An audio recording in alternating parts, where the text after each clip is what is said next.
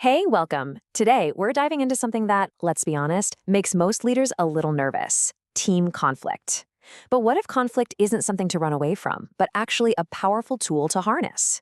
We're going to break down exactly how you can turn those draining, destructive battles into the kind of healthy debates that actually spark innovation. All right, so let's just start with a big question, right? Is all team conflict actually bad? And I bet for a lot of you, the gut reaction is, yeah, of course it is. It feels awkward, it's inefficient, it creates all this tension. But what if that's not the whole story? I mean, think about it. If your team agrees on everything, all the time, are you really getting the best ideas? Or are you just getting the path of least resistance? And this really gets to the heart of it. You've got to separate the signal from the noise. So on one side, you've got the conflict you actually want. This is the good stuff: healthy disagreement, real debate, all focused on one thing: finding the absolute best solution. But then there's the other side, the conflict you absolutely do not want. This is when ego gets in the driver's seat, when it becomes about jockeying for position and focusing on personalities. That's the stuff that just tanks projects. Okay, so here's how we're going to break this all down today. We'll kick things off with the conflict paradox. Then we'll get into diagnosing team dysfunction. After that, we'll dig into the root causes, lay out a clear resolution framework, give you a tactical playbook for common problems, and wrap it all up with your role as a leader in this whole thing. All right, section one, the conflict paradox. Look, disagreement is absolutely necessary. It's how you stress test ideas, how you find your blind spots, and how you avoid that comfortable, easy thinking that could quietly sink a great project. The danger, though, is when that disagreement just sits there.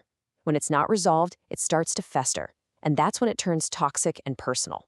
It's a powerful tool, but you've got to handle it right. Which brings us right to our next section. How do you actually diagnose this stuff? How can you spot the signs of unhealthy conflict when it's just simmering below the surface? Because, the most dangerous conflicts aren't always the loud, explosive arguments. Sometimes they're the deafening silences. So we need a way to see what's really going on under the surface. And where's the best place to look for clues? Your team meetings. Seriously. They're like a little laboratory for your team's dynamics, playing out in real time. So the question is, how do you use that time to really read the room? How can you tell if that quiet agreement is real? Or is it just people being too afraid to speak up? So here's this really simple but honestly brilliant technique. Step one, you ask a pretty basic question that most people on the team should have an opinion on. Step two, just watch. Seriously, just observe. Who speaks up? Is it always the same person? Who stays quiet? And finally, step three, you analyze what happens next.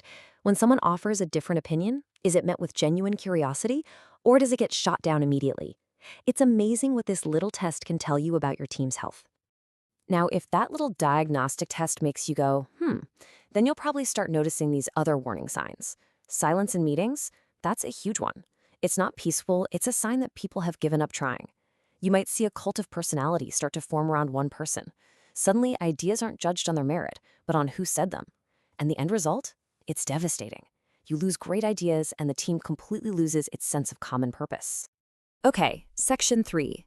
Before we can fix this, we've got to understand why it happens in the first place. Why do we, as humans, struggle so much with this? Getting to the root cause is everything, because you can't build a solution if you don't really know what you're solving for. You know, the hard truth is, most of us were never really taught how to disagree in a healthy way. Maybe we didn't see it modeled growing up, and then we get into the workforce and land in a place where unhealthy conflict is just the norm.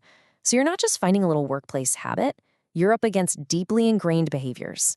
And here's the kicker. It only takes one or two people with those habits to really derail the dynamic for the entire team.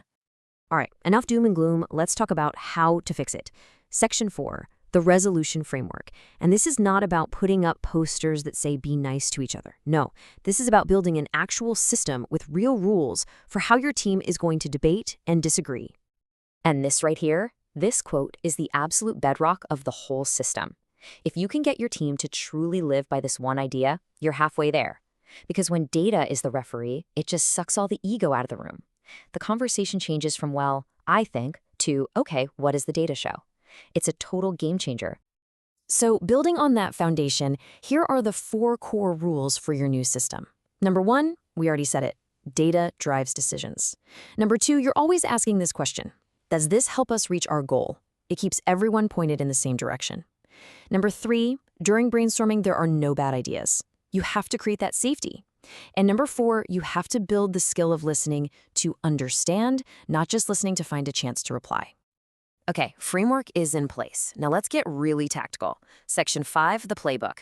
We're going to dive into 3 of the most common dysfunctions you'll see: groupthink, floundering, and, the worst of all, feuding.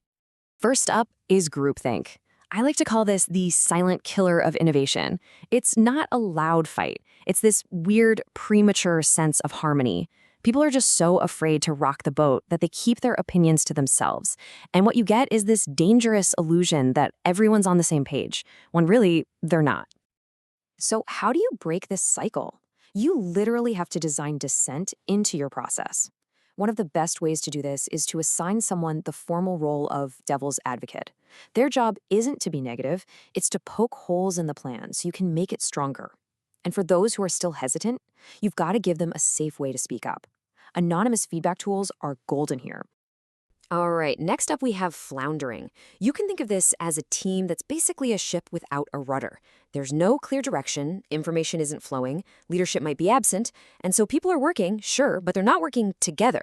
They're just spinning their wheels, burning energy, but going nowhere. The fix here? It's all about one word: structure. If the team doesn't have a clear direction, you have to step in. Appoint a leader for the project and set up regular check-ins to keep everyone aligned. And if people aren't sharing information, you can't just cross your fingers and hope they start. You have to create the forums for it to happen, like well-run mandatory team meetings. And that brings us to the ugliest one of all: feuding. This is when things have gotten personal. It's not about the work anymore, it's about winning battles against colleagues. People might deliberately withhold information or form these little cliques, and they're actively sabotaging the team's mission from the inside out.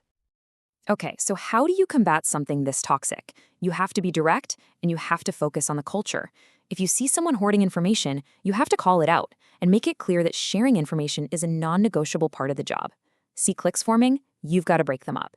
Mix up the teams, promote an inclusive culture, and force people to build new relationships. All right, let's bring this all home with our final section. We've got the diagnosis, the framework, the playbook, but what does this all mean for you as a leader? What is your actual job in all this? And this is maybe one of the most important and maybe a little provocative points in the entire framework. So many leaders fall into this trap where they try to be the team counselor, right? Trying to mediate these deep-seated personal issues. But here's the bottom line. That's not your job. And let's be real, you're probably not trained for it. You can actually do more harm than good. So that begs the question, right? If you're not the team therapist, what is your role? Where should you actually be putting all that time and energy to build a team that can handle this stuff? And here is the answer. Your role is to be the architect. Your job is to build the system where healthy conflict can happen. You set the rules of engagement. You create the space for healthy debate. And, just as important, you need the wisdom to know when a problem is too big for the system and when it's time to call in an expert to help. So I want to leave you with a challenge, because at the end of the day, a framework is just words on a page. It only works if you, the leader, live it. So my question for you is this: what is the one thing you are going to do this week to model what healthy conflict looks like? Are you going to appoint a devil's advocate? Are you going to ask for the data? Are you going to really listen to a different point of view? Your actions are what will make this real. Thanks for listening.